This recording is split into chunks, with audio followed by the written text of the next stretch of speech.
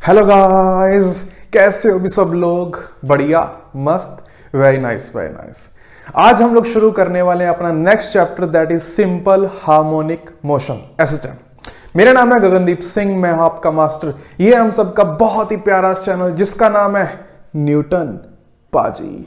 चलिए let's talk about simple harmonic motion. हाँ, जो सन्नाटे नए हैं सब्सक्राइब का बटन दबाएं, घंटी बजाएं। हेडिंग डालो, सिंपल हार्मोनिक मोशन। सबसे पहले चर्चा करते हैं पीरियोडिक मोशन की। पीरियोडिक मोशन है ना। मान लो कि तुम सुबह 5 बजे उठ जाते हो। ठीक भाई, बहुत बढ़िया। अच्छा, 5 बजे उठ जाते हैं। 6 बजे तक तुम नहा वहा के तैयार हो गए, ब्रेकफास्ट कर लिया, 7 बजे स्कूल के लिए निकल गए। बहुत बढ़िया, ठीक है। 9 बजे स्कूल में क्लास शुरू हुई चमनलाल की, 10 बजे हुई चुन्नीलाल की और 11 बजे मदन लाल की। 12 बजे क्लास खत्म और तुम्हारी छुट्टी। अब 12 बजे तुम एक रास्ते से पैटीज खाते हुए घर आ गए 1 बजे। 1 बजे से लेकर 5 बजे तक तुमने खाना वाना खा के सोए। 5 बजे से 6 बजे तक खेले। 6 बजे के बाद तुमने पढ़ाई वढ़ाई करी, फिर खाना खा के सो गए 10 बजे। अगले दिन सुबह 5 बजे वही सेम मोशन तुमने रिपीट किया, बिल्कुल सेम, कि भाई उसी जगह से जा रहे हैं, उतने ही बजे क्लास में पहुंच रहे हैं, वैसे ही पढ़ाई कर रहे हैं, सब कुछ वैसा ही हो रहा है। हाँ, बट होता नहीं है, बट मान लेते हैं कि ऐसा हो रहा है। तो तुमने 1 दिन बाद अपना सारा रूटीन क्या करा? रिपीट। हाँ कि ना? 24 घंटे बाद तुमने अपना सारा मोशन रिपीट कर दिया, तो ये हुआ periodic motion. If a motion repeats itself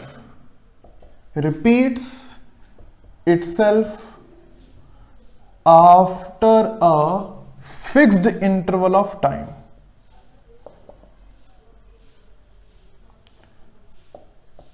then it is called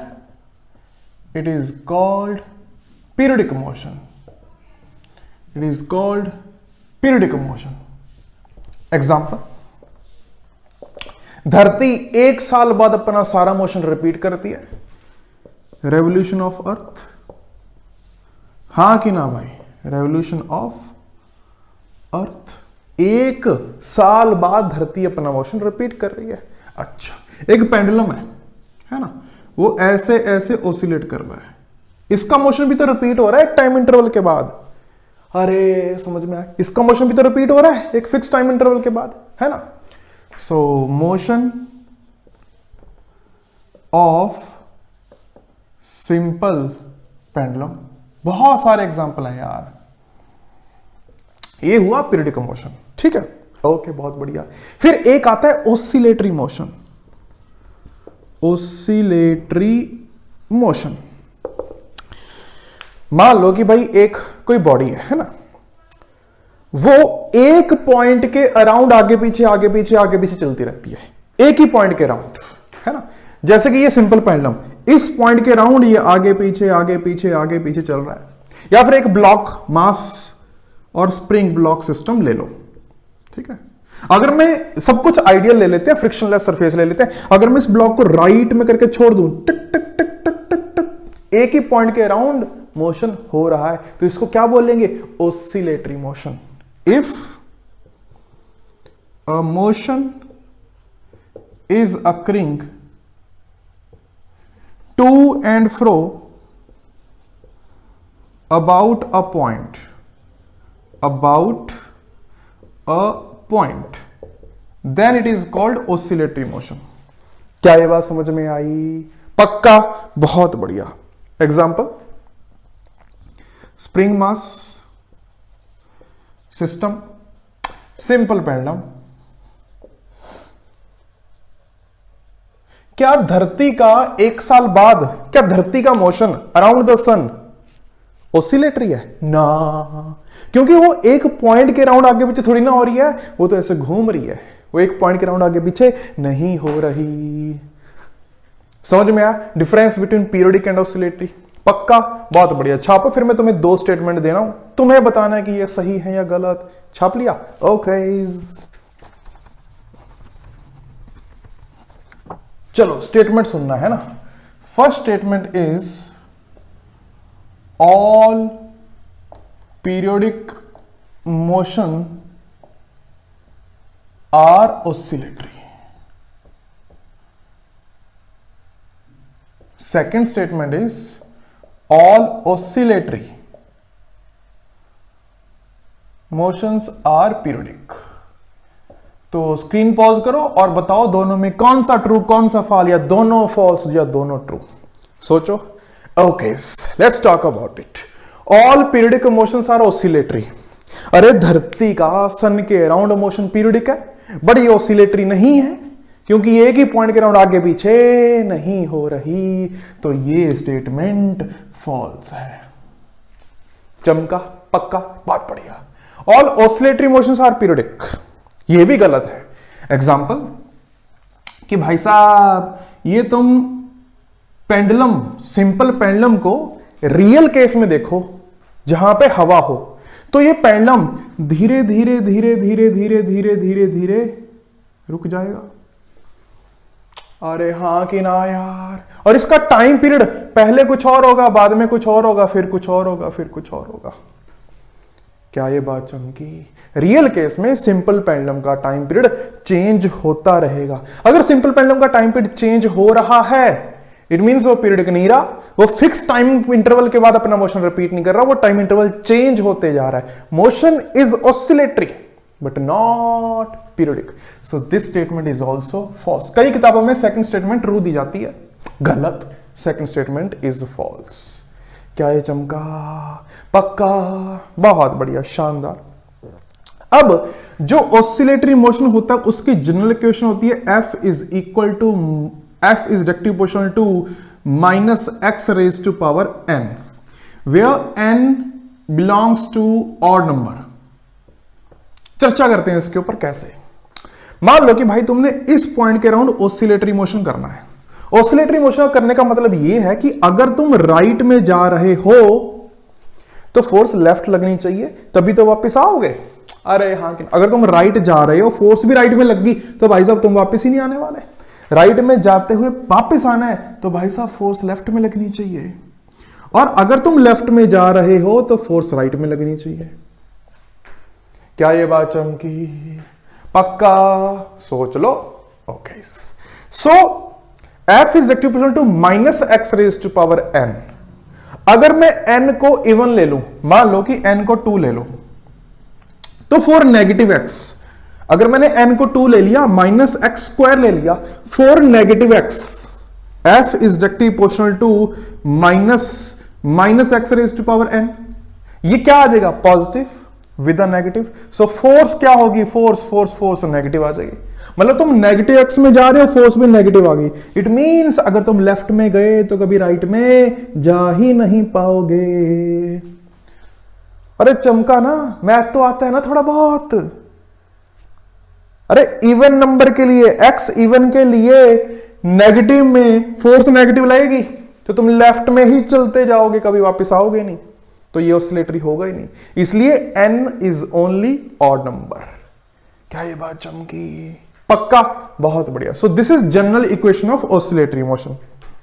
अब मुद्दे की बात है कि अपने पास इनफाइनाइट टाइप के ऑसिलेटरी मोशन है, n की वैल्यू चेंज करते जाओ, n की वैल्यू चेंज करते जाओ, अपने पास ऑसिलेटरी मोशन आते रहेंगे आते रहेंगे आते रहेंगे। लेकिन क्या हमें सारे मोशन पढ़ने हैं? ना, अपने सिलेबस में है simple harmonic motion. Simple harmonic motion कौन सा होता है? जहां पे n की वैल्यू बहुत ही मजेदार 1 होती है। That is F is directly proportional to minus x. F is directly proportional to minus x, और प्रोपोर्शनलिटी कांस्टेंट हम लोग K लगा देते हैं। ये K क्या है बाद में बताएंगे, अभी के लिए कांस्टेंट है। सो ये अपनी जनरल इक्वेशन है for simple harmonic motion. F is equal to minus k x. चमकी इतनी बात? पक्का, छाप दो इसको।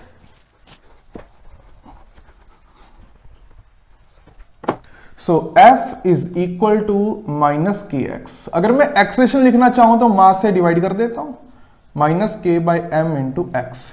इसको k बाई एम को फिलहाल के लिए ओमेगा स्क्वायर मान लो। ओमेगा स्क्वायर क्यों माना? क्या चीज है ये? बाद में बताता हूं, एक बार मानो तुम मेरे, अरे यकीन तो करो। a is equal to minus omega square x, general form of simple harmonic motion. यहां पे मैं मोशन बनाता हूं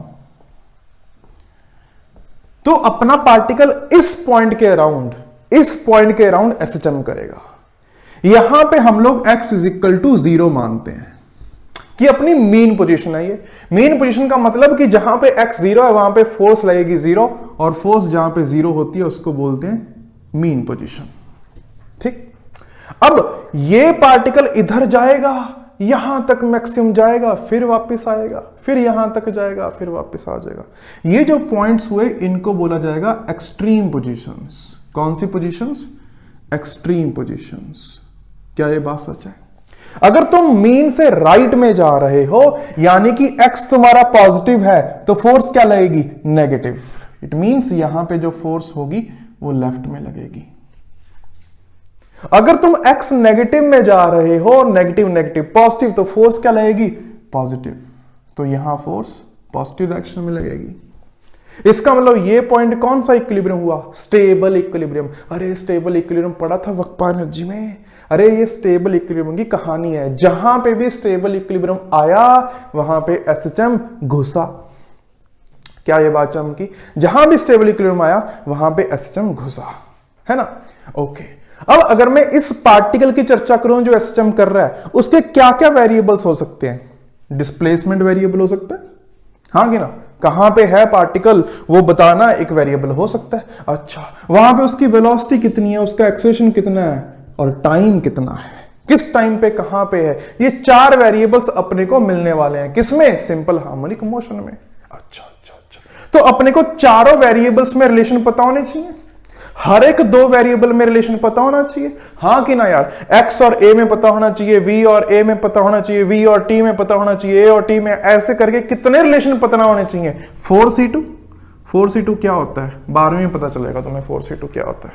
सो 4c2 मतलब 6। तो 6 रिलेशंस अपने पास आने वाले हैं।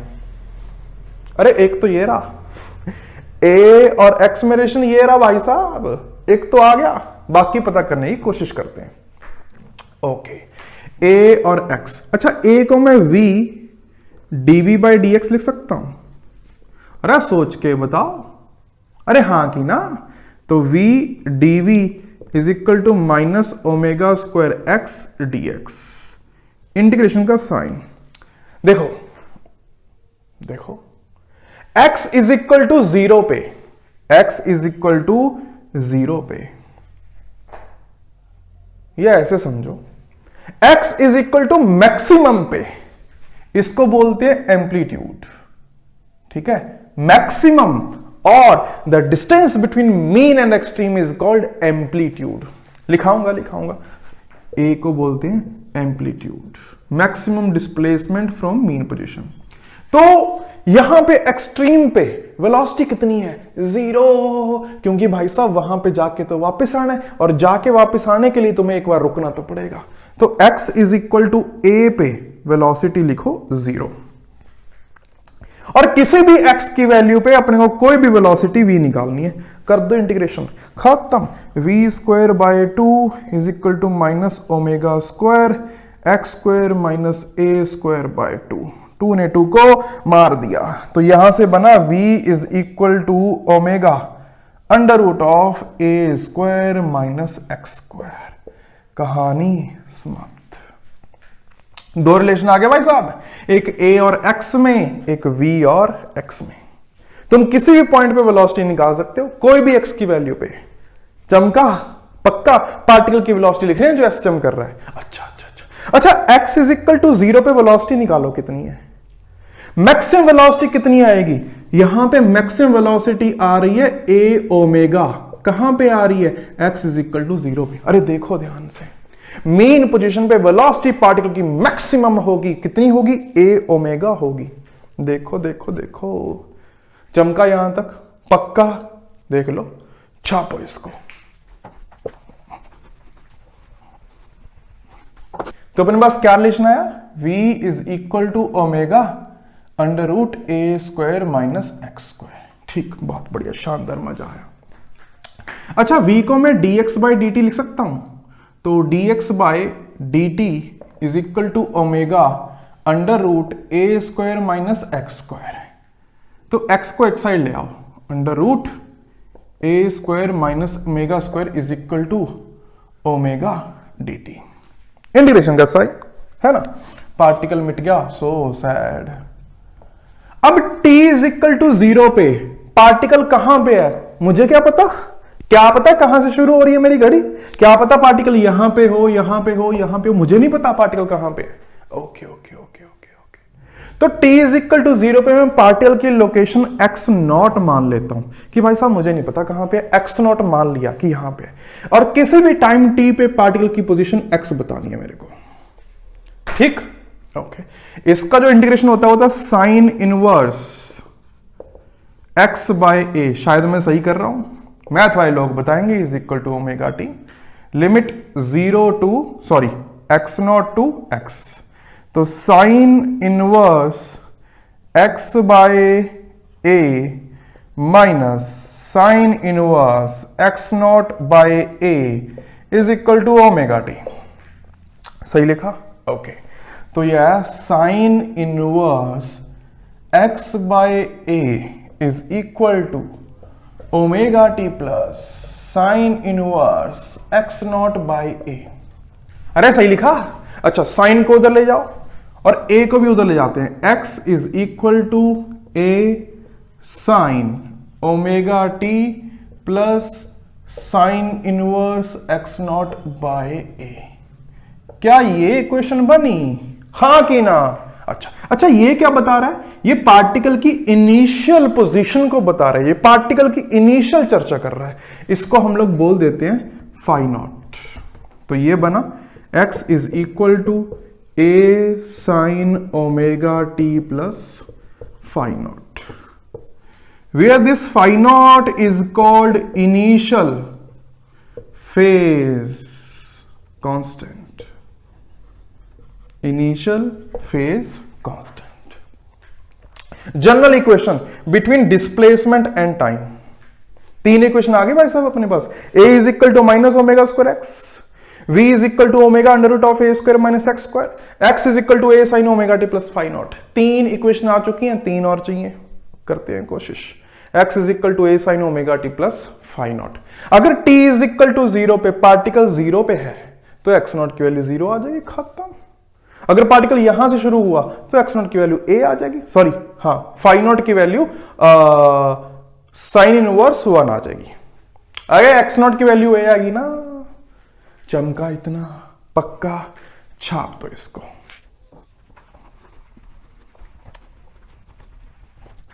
अच्छा ध्यान दो, अभी हमने क्या कहा कि x is equal to A sine omega T plus phi naught, ये इक्वेशन आ गई अपने पास। अगर मैं इसको टाइम के रिस्पेक्ट में डिफरेंशिएट करूं तो क्या मिलेगा? Velocity. So v is equal to A sine का cos omega T plus phi not. अच्छा, इसको भी डिफरेंशिएट करो तो ओमेगा आ गया। यहां पे भी दिख रहा है कि मैक्सिमम वेलोसिटी ए ओमेगा आई, वहां भी हमने पता करा था कि मैक्सिमम वेलोसिटी ए ओमेगा आई थी। इसको अगर मैं और डिफरेंशिएट कर दूं टाइम के रिस्पेक्ट में तो ए ओमेगा, कॉस का डिफरेंशिएशन माइनस साइन, ओके, अंदर वाले का डिफरेंशिएशन एक ओमेगा और, ये तो A is equal to minus omega square into x ही तो लिखा हुआ है। तो ये तीन रिलेशन आ गए, एक था A is equal to minus omega square x, एक था v is equal to omega under root of A square minus x square. 5 equation आ गई अपने पास। अपने को वेलोसिटी और एक्सेलरेशन में एक इक्वेशन और चाहिए आई थिंक, हाँ कि ना? वेलोसिटी और एक्सेलरेशन में, ठीक ठीक ठीक। अच्छा, v divide by A omega, ये बन गया cos theta, so cos square plus sine square is equal to 1।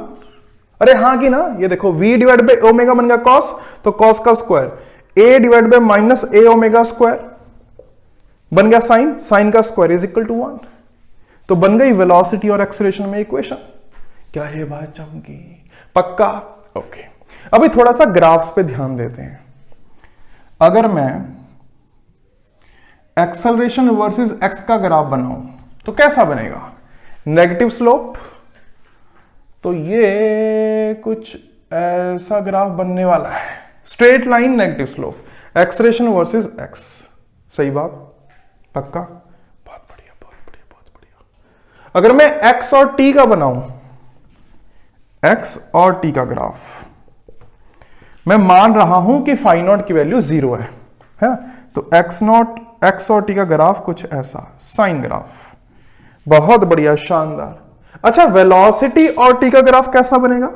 Velocity और टी का graph, if phi naught is equal to 0 at t is equal to 0, cos is 1, so velocity is maximum. Okay, है ना? मैं सही बना रहा हूं?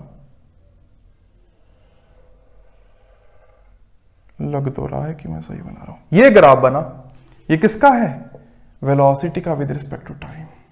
अगर मैं बनाऊं एक्सेलरेशन का, a is equal to minus omega square X, तो एक्सेलरेशन का ग्राफ बनेगा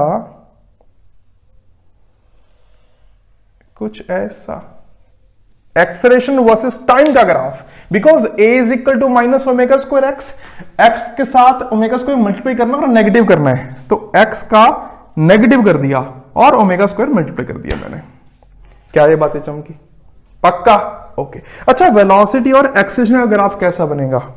velocity versus acceleration, ellipse, it will be ellipse, velocity versus acceleration, it will be